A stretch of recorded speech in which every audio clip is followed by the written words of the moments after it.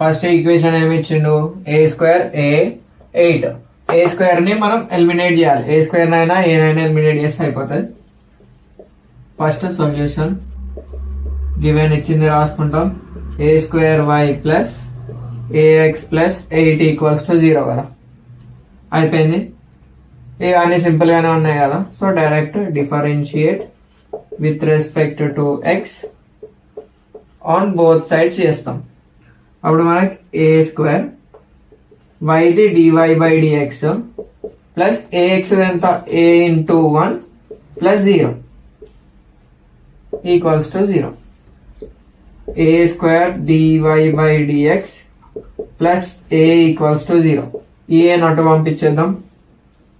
అప్పుడు a square d y by d x equals to minus ఏ.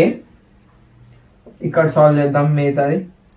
ఇక్కడ into ఉంది కదా, ఇంటూ ఉన్నది అటు పోతే ఏమవుతుంది, డివైడెడ్ బై. నేను ఖాళీ డివై బై డిఎక్స్ నే రాసుకుంటున్నా. అప్పుడు ఏమవుతుంది, minus A by A square కదా.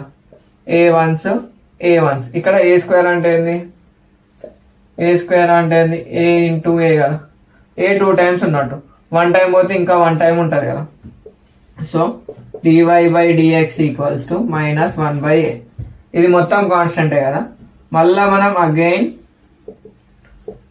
Differentiate with respect to x on both sides చేద్దాం.